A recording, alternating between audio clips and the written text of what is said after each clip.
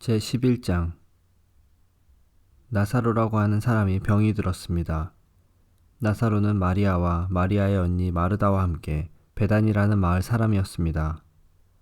마리아는 주님께 향유를 붓고 자기의 머리카락으로 주님의 발을 씻어주었던 바로 그 여인입니다. 마리아의 오빠 나사로가 병이 든 것입니다. 나사로의 여동생 마리아와 마르다는 예수님께 사람을 보내 주님께서 사랑하시는 이가 병이 들었습니다. 라고 전했습니다. 예수님께서 이 말을 듣고 말씀하셨습니다. 이 병은 죽게 될 병이 아니라 하나님의 영광을 위한 것이다. 이 병으로 말미암아 하나님의 아들이 영광을 얻을 것이다. 예수님께서는 마르다와 마리아 그리고 오빠 나사로를 사랑하셨습니다. 하지만 예수님께서는 나사로가 병들었다는 말을 듣고도 지금 계신 곳에서 이틀을 더 지내셨습니다. 이틀 후 예수님께서는 제자들에게 다시 유대 땅으로 가자고 말씀하셨습니다. 제자들이 예수님께 말했습니다. 하지만 선생님, 방금 전에 유대인들이 주님을 돌로 쳐 죽이려고 하였는데 다시 그곳으로 가려고 하십니까? 예수님께서 대답하셨습니다. 하루 중 낮이 12시간이나 되지 않느냐? 사람이 낮에 걸어다니면 그는 이 세상의 빛을 보기 때문에 넘어지지 않는다.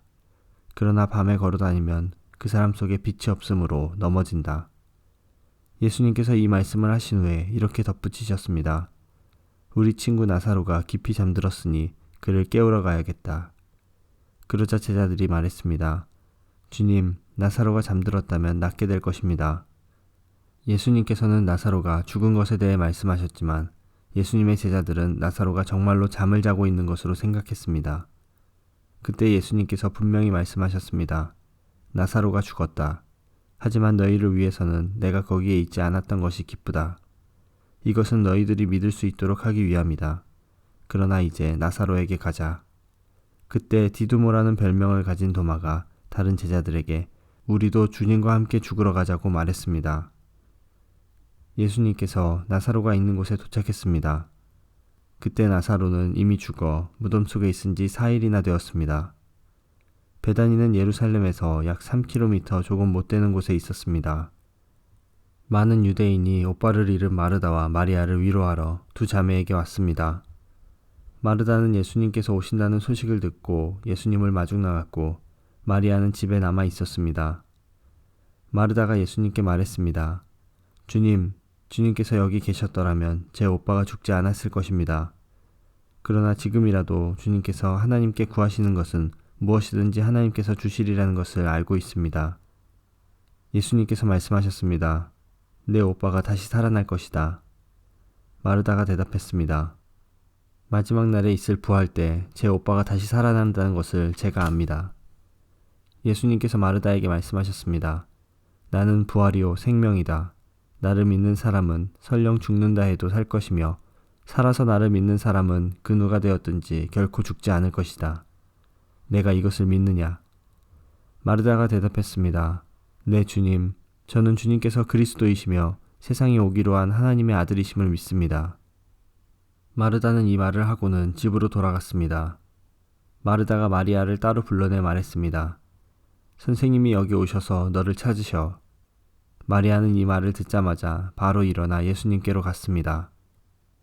예수님께서는 마을로 들어오지 않으시고 그때까지 줄곧 마르다를 만났던 곳에 계셨습니다.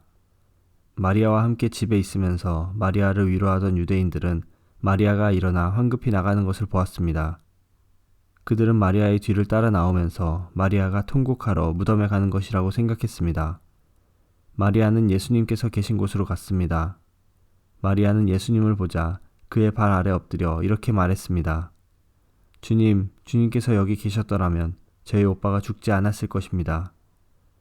예수님께서 마리아와 마리아의 뒤를 따라온 유대인들이 우는 것을 보셨습니다. 예수님의 마음은 격한 감정이 들면서 몹시 아프셨습니다. 예수님께서 말씀하셨습니다. 나사로를 어디에 두었느냐? 그들이 대답했습니다. 와서 보십시오, 주님. 그러자 예수님께서 눈물을 흘리셨습니다. 그것을 보고 유대인들이 말했습니다. 예수님께서 나사로를 얼마나 사랑하였는가 보아라. 그러나 그들 중에는 안못 보는 사람의 눈도 뜨게 한 사람이 나사로가 죽지 않게 할 수는 없었나? 라고 말하는 사람도 있었습니다. 예수님께서는 몹시 아픈 마음으로 무덤에 가셨습니다. 그 무덤은 입구를 커다란 돌로 막은 굴이었습니다. 예수님께서 돌을 옮겨 놓으라고 말씀하셨습니다. 죽은 나사로의 동생 마르다가 예수님께 말씀드렸습니다. 주님, 오빠가 죽어 무덤에 있은 지 이미 4일이나 되어 냄새가 심하게 납니다. 예수님께서 마르다에게 말씀하셨습니다. 내가 믿으면 하나님의 영광을 볼 것이라고 내가 너에게 말하지 않았느냐. 그래서 사람들이 입구에서 돌을 옮겨 놓았습니다. 그때 예수님께서는 고개를 들어 하늘을 보시며 말씀하셨습니다. 아버지, 지금까지 제 말을 들어주셔서 감사합니다. 아버지께서는 언제나 제 말을 들으시는 줄을 제가 압니다. 그러나 저는 주위에 있는 이 사람들을 위하여 그들이 아버지께서 저를 보내셨음을 믿게 하기 위하여 이 말을 한 것입니다. 예수님께서는 이 말씀을 하신 후 큰 소리로 말씀하셨습니다. 나사로야, 나오너라. 죽은 사람이 밖으로 나왔습니다. 그의 손과 발은 천으로 감겨져 있었으며 얼굴도 천으로 둘러싸여 있었습니다. 예수님께서는 사람들에게 천을 풀어주어 다니게 하여라 하고 말씀하셨습니다. 마리아에게 조문하러 왔던 유대인들은 예수님께서 하신 일을 보고는 그분을 믿었습니다. 그러나 그들 중 어떤 유대인들은 바리새인들에게 가서 예수님께서 하신 일을 일러 바쳤습니다. 그러자 대제사장들과 바리새인들은 사내들인을 열어 의견을 물었습니다. 어떻게 하면 좋겠습니까? 이 사람은 많은 표적을 행하고 있습니다.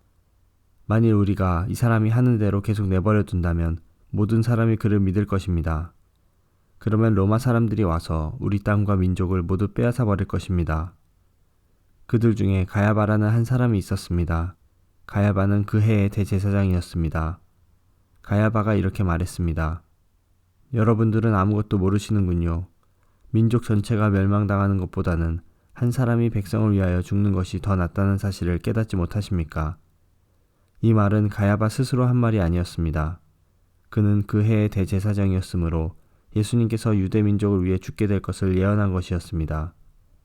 가야바는 예수님께서 유대 민족만이 아니라 사방에 흩어져 있는 하나님의 자녀들을 하나로 만들기 위해 죽으실 것을 예언한 것입니다.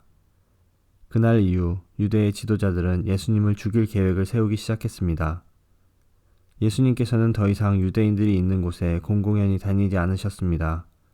예수님께서는 그곳을 떠나 광야 근처에 있는 에브라임이라는 마을로 가서 제자들과 함께 거기서 지내셨습니다.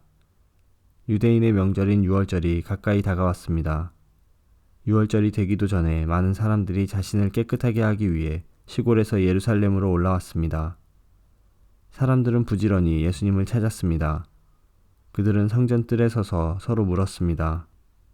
당신들 생각은 어떻소? 그분이 명절에 안 오시지는 않겠지요.